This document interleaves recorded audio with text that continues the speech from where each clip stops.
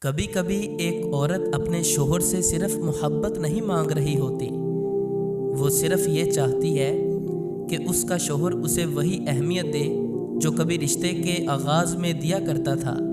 لیکن جب مرد کے رویے میں اچانک تبدیلی آنے لگے، بات بات پر غصہ آنے لگے، گھر میں ہوتے ہوئے بھی وہ گھر والوں سے دور محسوس ہو، تو بیوی کے دل میں بہت سے سوال پیدا ہونے لگتے ہیں۔ کیا محبت کم ہو گئی ہے؟ کیا رشتہ بوجھ بن گیا ہے؟ یا اس کی زندگی میں واقعی کوئی اور آ گیا ہے؟ لیکن یاد رکھیں، صرف شک کی بنیاد پر کسی پر الزام لگا دینا درست نہیں۔ ہر خاموشی بے وفائی نہیں ہوتی، ہر مصروفیت کسی دوسرے تعلق کی علامت نہیں ہوتی۔ زندگی کے دباؤ، کام، مالی پریشانیاں اور ذہنی تھکن بھی انسان کے رویے کو بدل سکتی ہے۔ اس لیے کسی نتیجے پر پہنچنے سے پہلے حقیقت کو سمجھنا بہت ضروری ہے۔ مگر کچھ تبدیلیاں ایسی ہوتی ہیں جنہیں مسلسل نظر انداز کرنا بھی رشتے کے لیے نقصان دہ ہو سکتا ہے۔ سب سے پہلی تبدیلی توجہ میں کمی ہے۔ وہ مرد جو پہلے آپ کی چھوٹی چھوٹی باتیں سنتا تھا، آپ کے دن کے بارے میں پوچھتا تھا، آپ کی پریشانی محسوس کر لیتا تھا، اگر اب مسلسل بے پرواہ ہونے لگے تو عورت فوراً محسوس کر لیتی ہے، کیونکہ عورت اکثر الفاظ سے پہلے رویوں میں آنے والی دوری کو پہچان لیتی ہے۔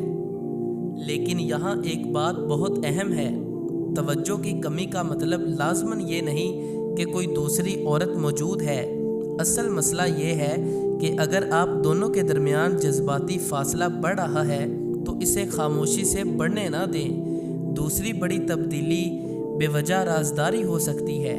پہلے فون سامنے پڑا رہتا تھا، اب ہر وقت ہاتھ میں ہے۔ پہلے عام سی بات بھی بتا دیتا تھا، اب ہر سوال کے جواب میں کہتا ہے تمہیں مجھ پر بھروسہ نہیں۔ پرائیویسی ہر انسان کا حق ہے، لیکن شادی میں مسلسل چھپانا، جھوٹ بولنا اور سوال کرنے پر غصہ کرنا اعتماد کو کمزور کر دیتا ہے۔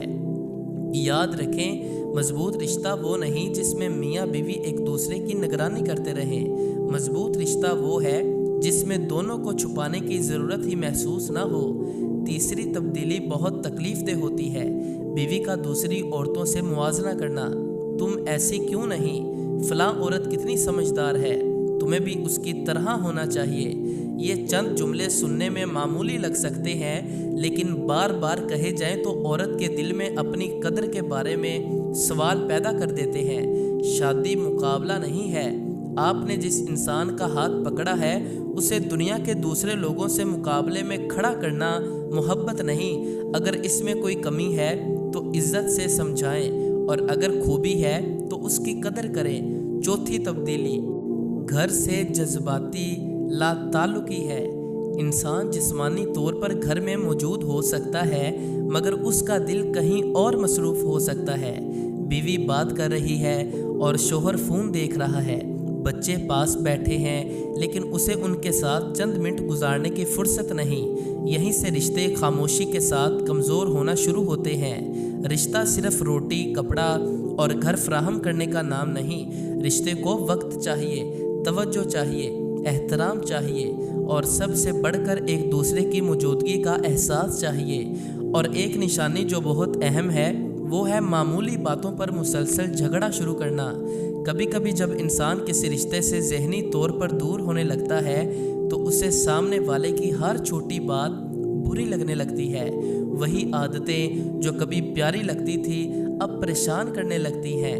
لیکن یہاں بھی فیصلہ جلدی نہ کریں۔ غصہ ذہنی دباؤ اور دوسری پریشانیوں کی وجہ سے بھی ہو سکتا ہے، اس لیے الزام سے پہلے گفتگو ضروری ہے۔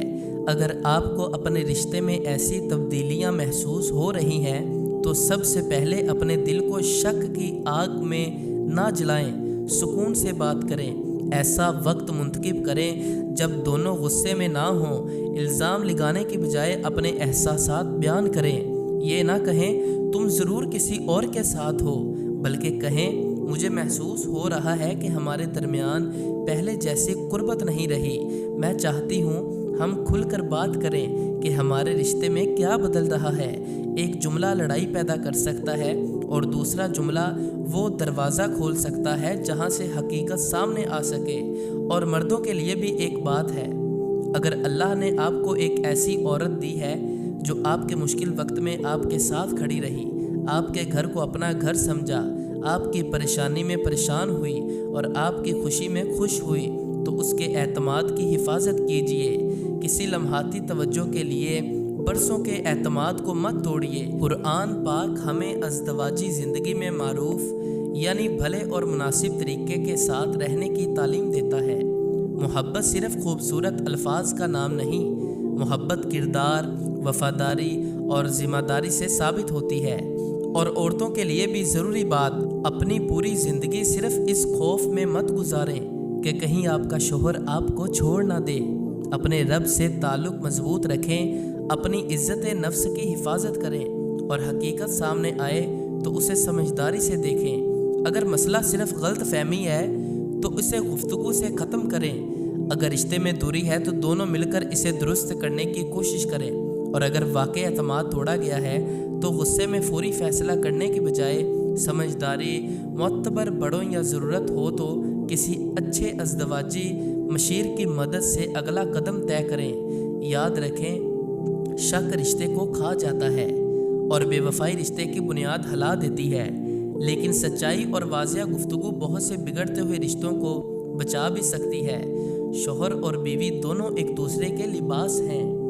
ایک دوسرے کی کمزوری دنیا کے سامنے اچھالنے کی بجائے ایک دوسرے کی عزت کی حفاظت کرنا سیکھیں۔ اور آخر میں ایک بات دل میں بٹھا لیجئے، کسی تیسرے شخص کو اتنی جگہ نہ دیں کہ آپ کے برسوں کے رشتے کے درمیان دیوار بن جائے۔